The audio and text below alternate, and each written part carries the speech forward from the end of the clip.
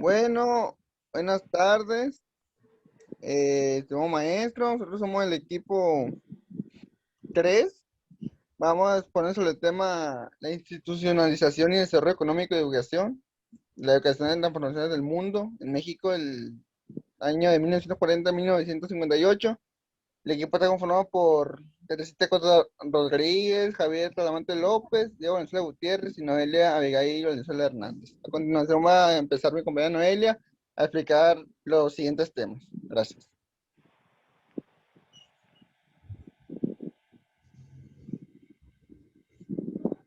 La diapositiva.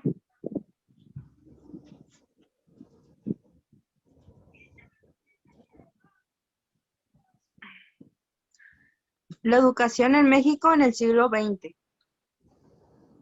Bueno, el sistema educativo moderno se constituyó a partir de la segunda mitad del siglo XIX y después de que la Constitución de 1857 adoptara la idea de una educación elemental pública y laica, obligatoria y gratuita.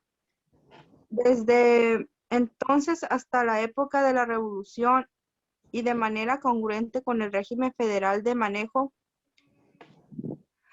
de cada educación fuera responsable de cada estado y el gobierno federal solo se correspondió a manejar las escuelas del distrito y de los territorios federales. Tras la aprobación de la Constitución de 1917, el gobierno federal incrementó su peso respecto a los estatales en todos los ámbitos.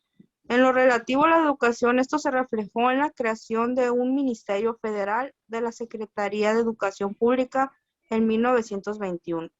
A partir de ese momento, el peso del gobierno federal en el manejo de todo el sistema educativo nacional se hizo cada vez mayor.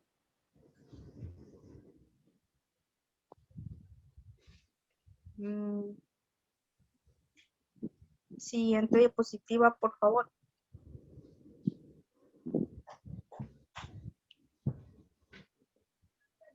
La anterior, please. Acciones importantes en la política educativa. Pues se crearon diversas políticas educativas en las cuales se pusieron en marcha durante el siglo XIX y a principios del siglo XX.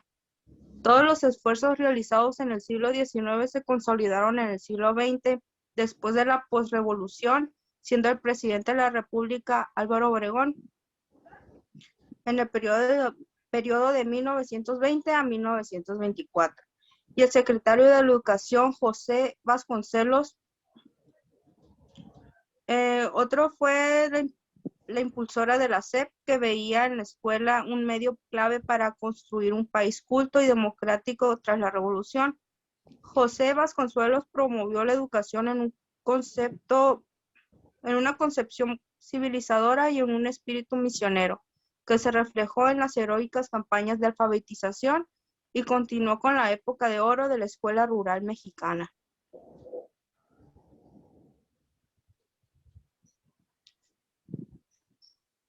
Por otra parte, Jaime Torres Bodet dirigió la elaboración del Plan Nacional de Educación, el cual fue llamado Plan de 11 años. A pesar de los avances que había alcanzado la educación pública durante las primeras 4 décadas posteriores de la Revolución Mexicana, para finales de los años 50, el rezago educativo aún era impresionante.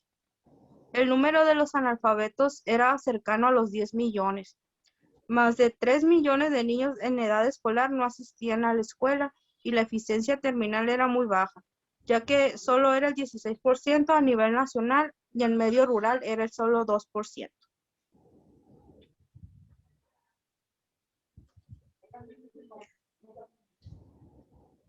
También formuló un plan nacional para mejorar la educación primaria y sus principales metas fueron incorporar al sistema de enseñanza primaria a los niños de edad escolar de 6 a 14 años que no la recibían, establecer plazas suficientes de profesores de primaria para inscribir anualmente a todos los niños de 6 años, lograr que en el año de 1970 terminaran su educación primaria, el 38% que la iniciaron en 1965. Con el apoyo del Instituto de Protección de la Infancia y del Voluntariado Nacional, se distribuyeron en toda la República desayunos escolares, se editaron y distribuyeron libros gratuitos para la educación primaria y se formaron planes y programas de estudio de educación primaria, secundaria y normal. Se alfabetizó en promedio a más de 1 millón de adultos anualmente y en el Instituto Federal de Capacitación del Magisterio promovió la formación, actualización y titulación del magisterio en servicio. El presupuesto educativo logró sostenerse hasta la administración del presidente Gustavo Díaz Ordaz, es decir, los efectos del plan de 11 años perduraron.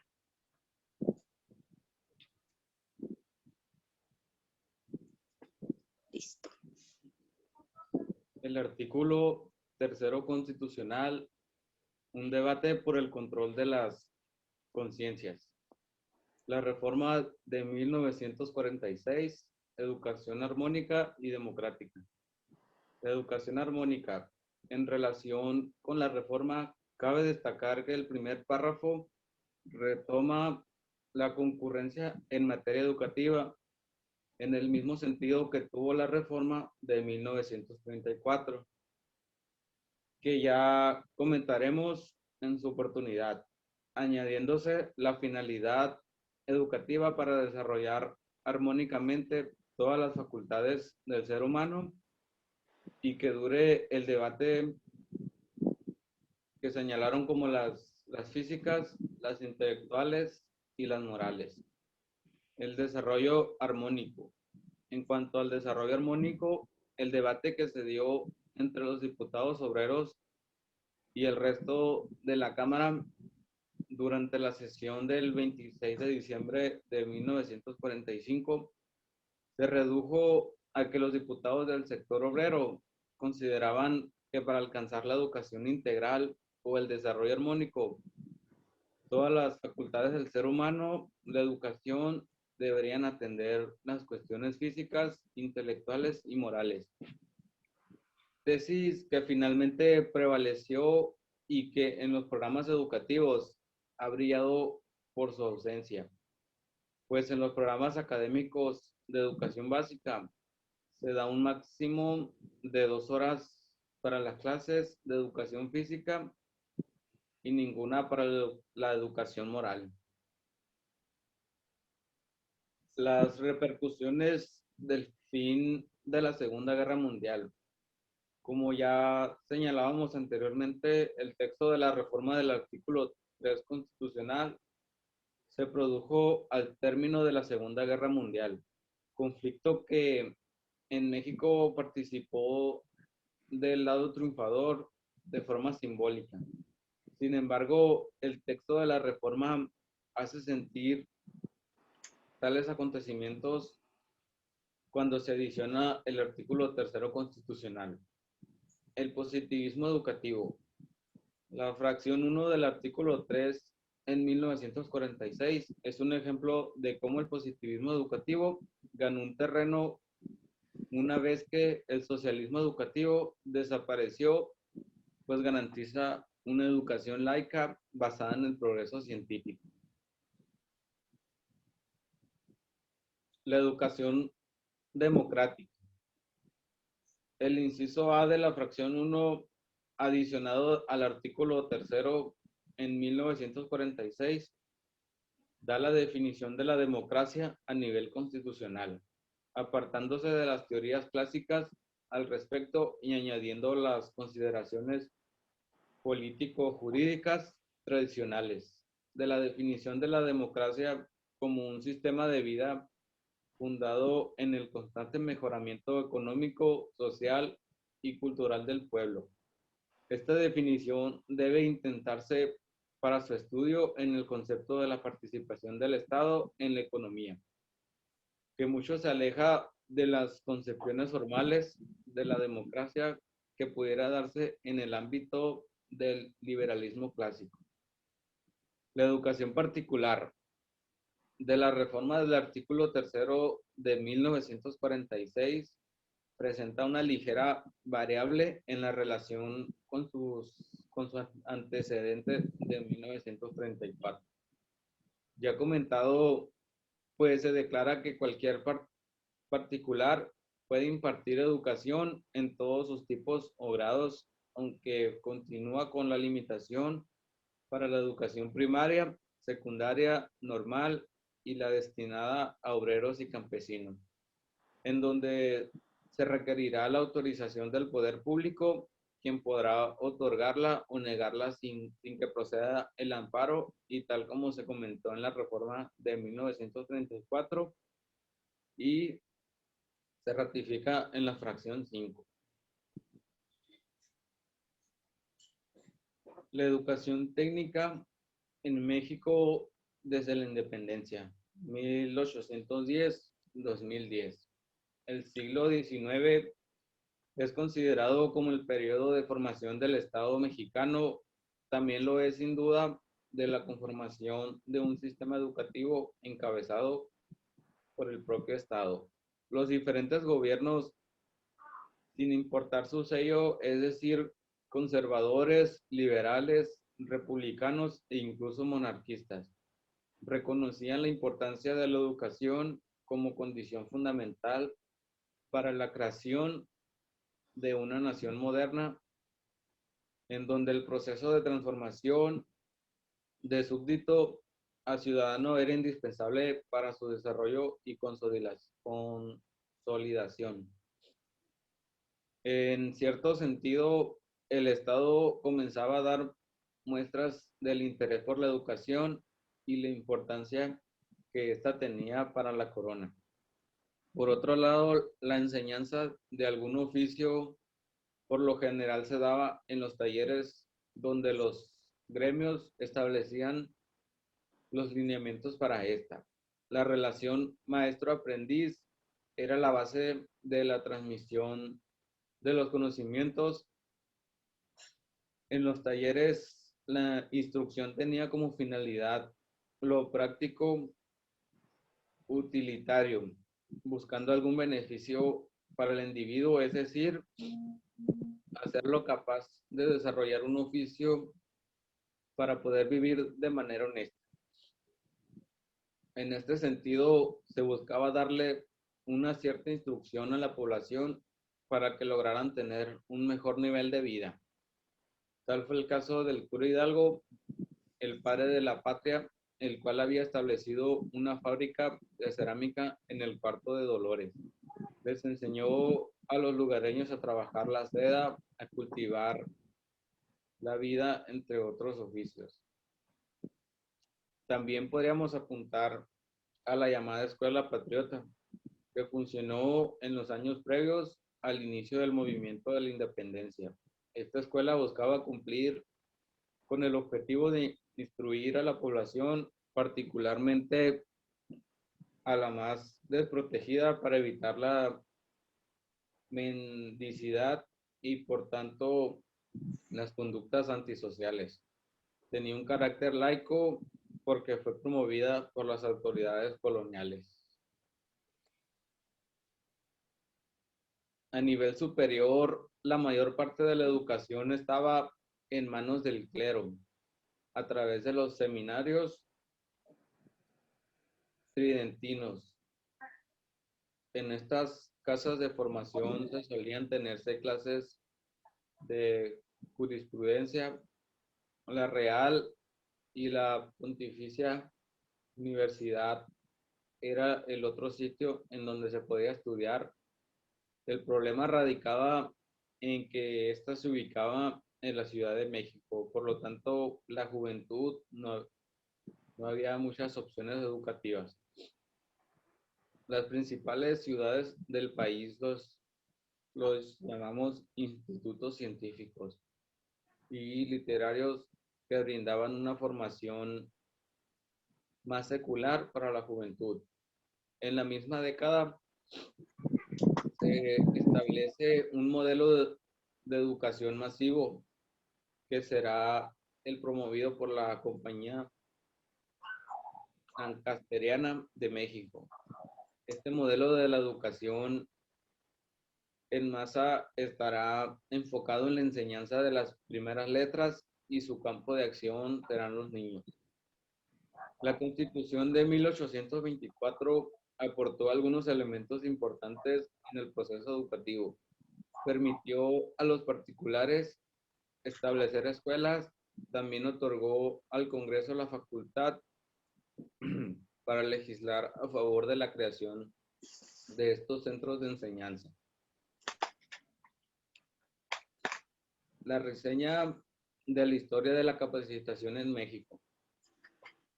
Pues llamó mucho la atención de cómo México ha progresado en los últimos años en el comercio internacional, ya que años atrás estaba en situaciones con escasos recursos para la sociedad, aparte de que nadie hacía nada para que México avanzara y progresara a sí mismo. Algo también muy interesante fue que los empleados no tenían los conocimientos suficientes para poder emplearse en la sociedad en esos tiempos, ya que no había quien los asesorara. Después, gracias al presidente López Portillo, se dio cuenta que su país no estaba avanzando como debía ser. Entonces, buscó alternativas para que eso cambiara. Para eso tuvo que cambiar y aprobar nuevas leyes para que los empleados avanzaran. Un dato que me pareció también muy interesante fue el cambio que hizo Eva Kras al haber orientado a las personas a desarrollar sus conocimientos y capacidades para que así pudieran avanzar y salir adelante. Surgió un cambio muy grande en la sociedad en México, en los comercios internacionales de producción, ya que empezó a sobresalir por la calidad de productos que hacía y exportaba a otros países. Antes que nada, la capacitación en México tiene su propio origen y evolución en su historia. Surge desde la época primitiva hasta nuestros días. Hoy, gracias a instituciones de gobierno y el compromiso que sustentan las empresas, se ha creado un proceso y procedimientos básicos para que cada trabajador trabaje de manera efectiva, productiva y sobre todo que logre alcanzar y explotar sus habilidades antes desconocidas. El programa de capacitación en México fue un gran avance para el desarrollo del país, que se invirtió tiempo y dedicación en ayudar a las personas para poder hacer que salgan adelante, mejorar sus niveles de vida, aumentar la economía y aumentar sus ganancias a base de su esfuerzo en el trabajo. Sin más que decir, es todo por mi parte.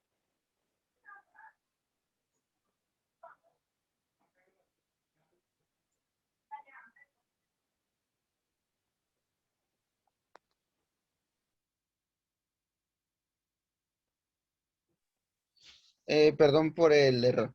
En lo que va a mí, hablaré sobre el video cuestionario de las políticas económicas de crecimiento y desarrollo en la segunda mitad del siglo XX mexicano, hablando sobre la Segunda Guerra Mundial. Sobre el video cuestionario pude rescatar los siguientes 7 puntos, los cuales explicaré a continuación, ¿no?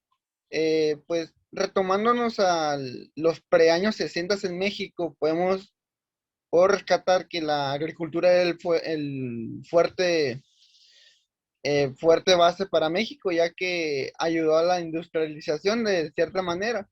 Durante los gobiernos de Ávila Camacho y Miguel Alemán, se propulsó la industrialización, pero como al verse México involucrado en un conflicto de tal magnitud como la Segunda Guerra Mundial, no se tenían muchos avances tecnológicos. Fue por eso que se recurrió a la elaboración de materias primas con base a la agricultura, pedir préstamos, bienes, etcétera, entre varias cosas. También a lo que dice aquí, durante este periodo se instauraron muchos cambios económicos en la moneda mexicana, así como en el ámbito social, económico de México, ya que no solo se cambió la moneda por defecto que era el oro en los años 40, 30, 20, al billete hoy conocido, ¿no? De papel, de plástico en los años 60, 70, 80 y hasta la actualidad. También se impuso el impuesto sobre la renta o ISR, mejor conocido, que es una percepción en, en los conteos nominales de cada trabajador que labora en una empresa afiliada al Seguro Mexicano, ¿no? Claro está. Bueno, pasando con la siguiente diapositiva, y es un tema muy interesante, México en la Segunda Guerra Mundial. Este tema puede dar continuación a lo ya anterior mencionado por mi compañera Noelia, ¿no? Sobre que México está involucrado en la guerra y no tenía tiempo para estar elaborando materia prima, armas, equipamiento, etcétera. Bueno, México en la Segunda Guerra Mundial no jugó un papel importante, así como muchos se imaginen de estar matando gente, ¿no? Fue más que nada un apoyo logístico y económico a su vecino al norte, Estados Unidos de América, ya que al verse involucrado México en un atraco al Potro del Llano, un buque de petróleo en las costas de Veracruz, al verse hundido por submarinos alemanes en el año de 1942. En el año 1942, Alemania hundió un buque mexicano. Esto hizo que México se decantara por ayudar logísticamente a Estados Unidos y declarar la guerra a tres potencias, las que son Alemania, Italia y Japón. Esto desencadenó un movimiento armado Estados Unidos-México y México-Estados Unidos hacia las potencias del eje. Bueno, lo que hizo México fue apoyar a Estados Unidos con economía, logística, armamento y equipo de batalla. El equipo de batalla, mejor conocido por muchos como el Escuadrón 201 aéreo, fue más que nada conocido porque fueron los encargados de lanzar las bombas nucleares en Hiroshima y Nagasaki. Eh, Esto para llegar al fin de la guerra, ¿no? En 1945. Bueno, por mi parte sería todo. Con estos dos temas seguiría mi compañera Teresita. A continuación. Guerra Fría e historia política. Bueno, la Guerra Fría primeramente fue un enfrentamiento que se tuvo al finalizar ya la Segunda Guerra Mundial, a eso de 1945. Eh, pues esto inició, perdón, verás. Bueno, el fin de la guerra tuvo el fin de la hegemonía de Europa y dos potencias entonces tomaron el revelo. Estados Unidos y la Unión Soviética liberaron dos bloques con sus propias alianzas y estados satélites, llamando el bloque occidental capitalista y el bloque de este comunista. La Guerra Fría se llamó Guerra Fría porque ninguno de los dos bloques tomó nunca acciones directas contra el otro. No fue como tal una guerra, aunque sí hubo conflictos derivados a guerras subordinarias. No, la razón de este enfrentamiento fueron especialmente por establecimientos ideológicas, políticas, económicas y propagandistas, perdón. El conflicto estudiantil de 1968 fue un enfrentamiento que tuvo todos los estudiantes principalmente. Se inició a eso de 1968 durante el gobierno del presidente Gustavo Díaz Ordaz. Se inició una serie de manifestaciones durante mucho tiempo, principalmente porque criticaban a México por el perdón, del gobierno, pedían que respetaban la autonomía universitaria y exigían principalmente la libertad de los presos políticos. Para el 23 de septiembre todavía estas manifestaciones no se habían acabado, pues no se callaron y se sumaron todos los que se podían haber sumado. Luego de 9 semanas de huelga estudiantil, 15,000 estudiantes de varias universidades también se marcharon. Perdón.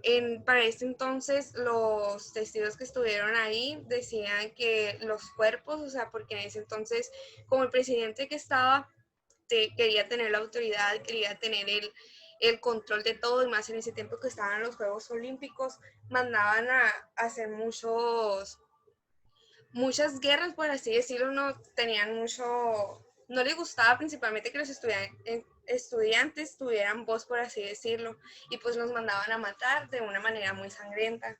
Para en ese entonces los que estaban de testigos decían que los cuerpos eran sacados en camiones de basura, y pues los medios, las noticias de todo el mundo sacaron la noticia, no a nosotros, a los espectadores, porque era el choque más sangriento entre los estudiantes y las tropas del gobierno. No sé si tenga alguien más que tenga que comentar. Creo que es todo por nuestra parte. Gracias, Teresita. Pues como conclusión final, pues estos hechos históricos que han pasado a través de de la historia de México, sirven como reflexión para ver en qué hemos fallado y en qué podemos mejorar más que nada. Pero aún así, futuras generaciones no lo aprovechan, incluyéndonos a nosotros. Podríamos mejorar muchos aspectos de México, cosa que no hemos hecho y dudo que se pueda hacer. Esa sería una reflexión final. Por mi parte, no sé si algún compañero quiere agregar algún otro punto de vista. ¿No? Bueno. Gracias, maestro. Espero disfruten el video. Adiós.